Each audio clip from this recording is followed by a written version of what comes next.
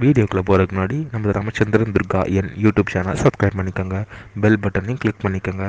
மேலும் இந்த பதிவு பிடிச்சிருந்தால் லைக் பண்ணுங்கள், ஷேர் பண்ணுங்கள், கமெண்ட் பண்ணுங்கள். நன்றி.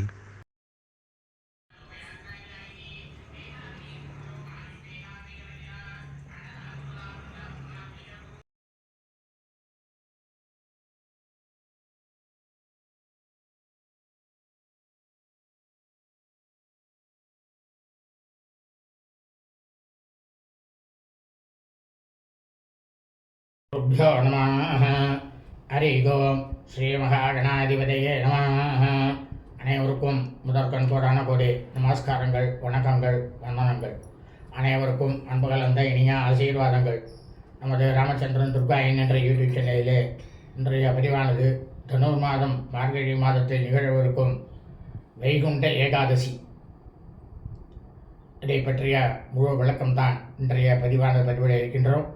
ஆகவே அனைவரும் இந்த பதிவினை ஆரம்பம் முதல் கடைசி வரை முழுவதுமாக பார்த்து கேட்டு வைகுண்ட ஏகாதசி அன்றைய தினத்தன்று அதன் பிரகாரம் தங்களது வாழ்க்கையை கடைபிடித்துக் கொண்டு அனைவரும் மிக மிக க்ஷேமமாக இருக்க வேண்டுமாய் அன்புடன் கேட்டுக்கொள்கின்றேன்.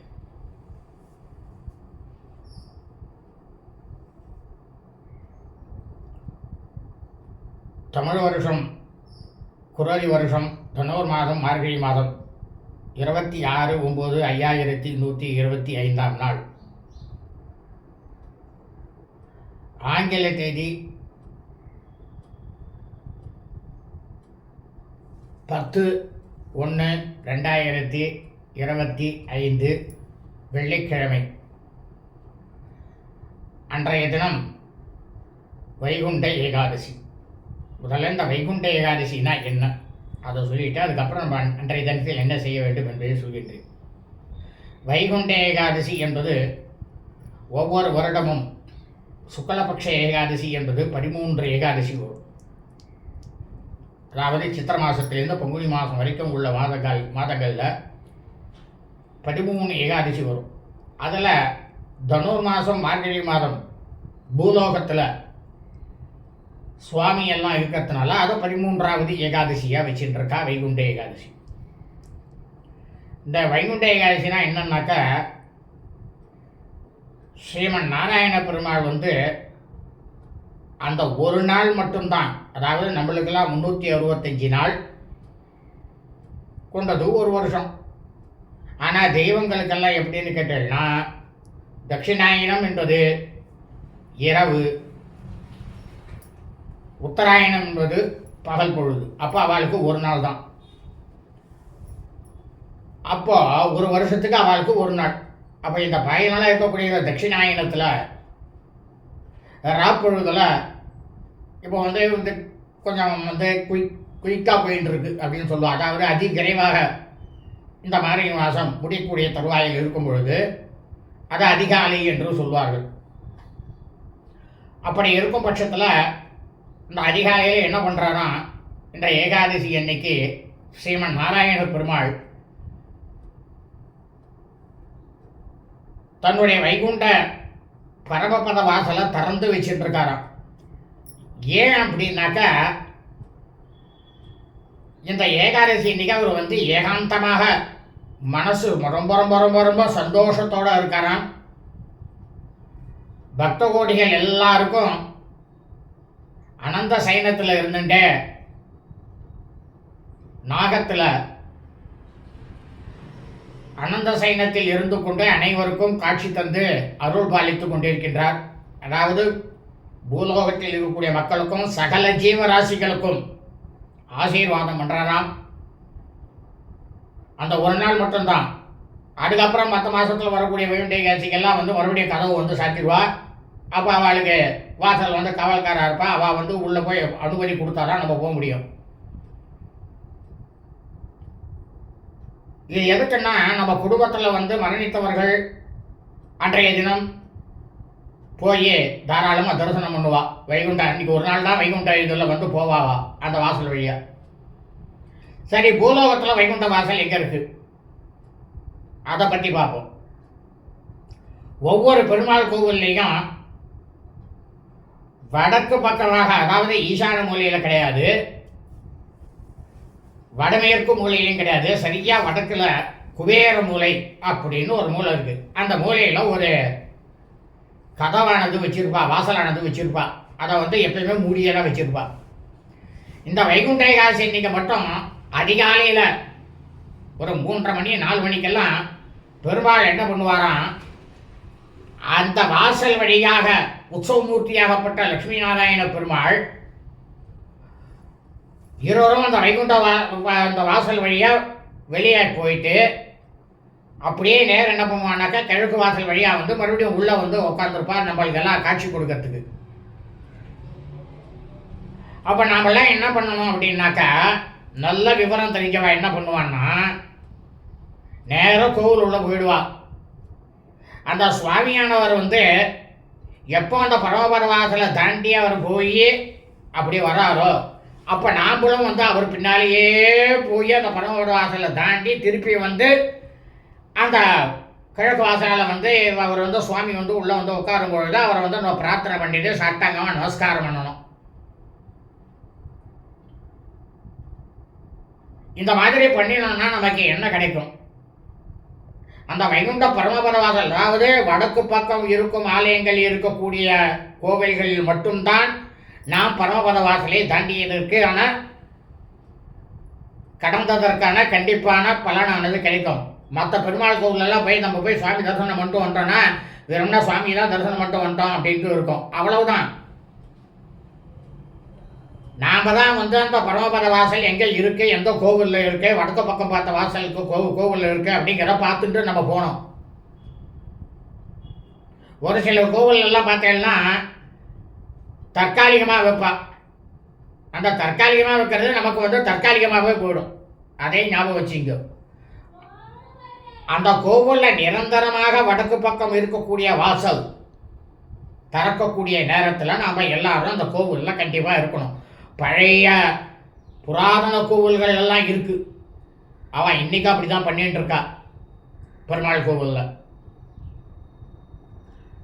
எல்லாரையும் பெருமாளை போய் தரிசனம் பண்ணணும். சரி, நாம் வந்து என்ன வாங்கிட்டு போகணும்?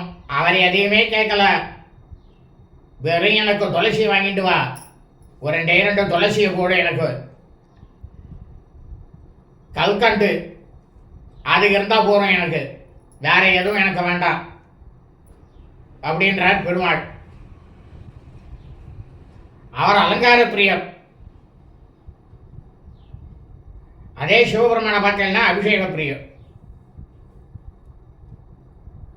அவர் அலங்கார பிரியராக இருக்கிறதுனால அவருக்கு வந்து கண்டிப்பாக கல்கண்டு வாங்கி கொண்டு கொடுக்கணும்.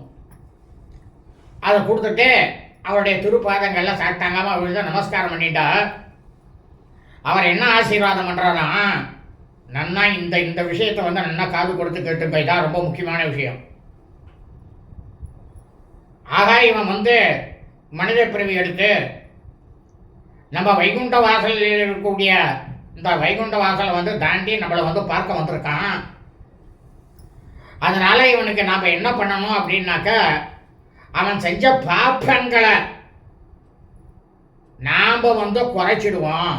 அதாவது 1 வருஷம் போனால் மட்டும் நம்ம பாப்பம் குறையாது.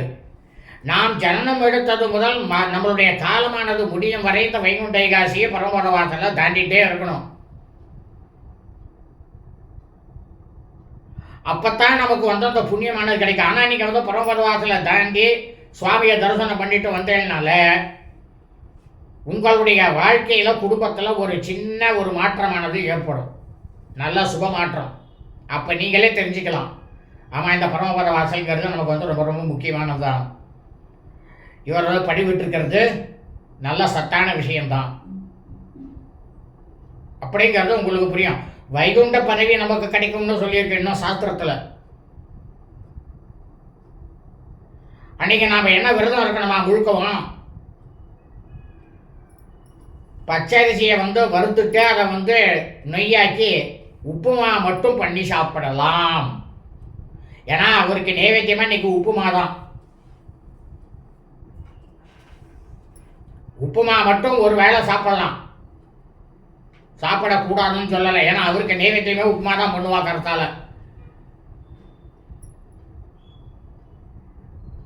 அதனால் உப்புமா வந்து தாராளமாக சாப்பிட்லாம். ஆனால் பச்சரிசியை வந்து வறுத்துட்டு அதை நொய்யாக்கி உப்புமா பண்ணி சாப்பிட்லாம். அதை சுவாமிக்கு நைவேத்தியம் பண்ணிவிட்டு நம்ம சாப்பிட்லாம். 10ஆம் தேதி அதாவது மார்கழி மாதம் 26ஆம் நாள் வெள்ளிக்கிழமை, ஆங்கில தேதி 10/1/2025 அன்றைய தினத்தில் முழுக்கவும் நம்ம வந்து கண்மூழ்ச்சிட்டு இருக்கணும். ராவில் கூட கண்மூழ்ச்சிட்டு இருக்கணும். அப்போ தான் அந்த பரமபத வாசலில் தாண்டின பலனானது கிடைக்கும். கார்த்தால போய் அதிகாலையில் போய் பரமபத வாசல் தாண்டுறோம். அன்றைக்கி முழுக்க தூங்கக்கூடாது, ராவிலையும் தூங்கக்கூடாது.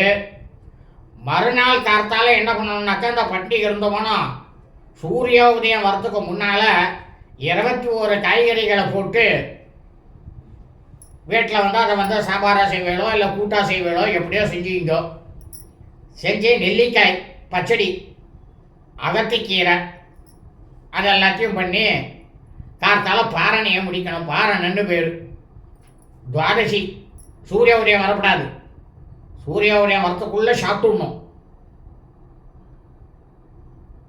சாப்பிட்டுட்டு அன்றைக்கி தூங்கலாமா? அன்றைக்கும் பகல் பொழுது தூங்கக்கூடாது. இந்த வைகுண்ட ஏகாதசிக்கு மட்டும்தான் அந்த மாதிரி. ஆனால் சிவராத்திரிக்கு அப்படி இல்லை. நம்ம 1 மணி நேரம் மூழ்கிட்டோம்னா கூட ராத்திரியில் அந்த சிவராத்திரி முழுக்க மூழ்கிட்ட பலன் கிடைக்கும். மறுநாள் தாராளமாக தூங்கலாம். ஆனால் இவருக்கு அப்படி இல்லை. காலங்காத்தால நம்ம போய் கோவிலுக்கு போயிட்டு வந்து பகல் முழுக்க தூங்காமல் இருந்து ராத்திரியும் தூங்காமல் இருந்து மறுநாளைக்கு இந்த பாரணியை முடிச்சுட்டு பகல் பொழுதுலையும் தூங்கக்கூடாது. இப்படி இருந்தோம்னா நம்ம வந்து வைகுண்ட அந்த பரமபத வாசலில் தண்ட பலனானது கிடைக்கும்.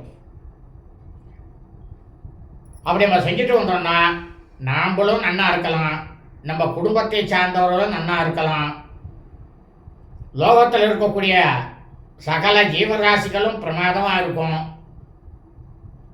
ஆகவே அனைவரும் இந்த பதிவினை ஆரம்பம் முதல் கடைசி வரை முழுவதுமாக பார்த்து கேட்டு வைகுண்ட ஏகாதசி என்று அதன் பிரகாரம் தங்களது வாழ்க்கையை கடைபிடித்துக் கொண்டு சாட்சாத் லக்ஷ்மி நாராயண பெருமாள் லக்ஷ்மி குபேரராஜருடைய பரிபூர்ண கிருபா கடாட்சத்தையும் பரிபூர்ண ஆசியையும் பெற்று தாங்களும் தங்களது குடும்பத்தை சார்ந்தவர்களும் மிக மிக மிக மிக க்ஷேமமாகவும் சௌக்கியமாகவும் சகல ஐஸ்வர்யத்துடனும் இருக்க வேண்டுமாய் அன்புடன் கேட்டுக்கொள்கின்றேன்.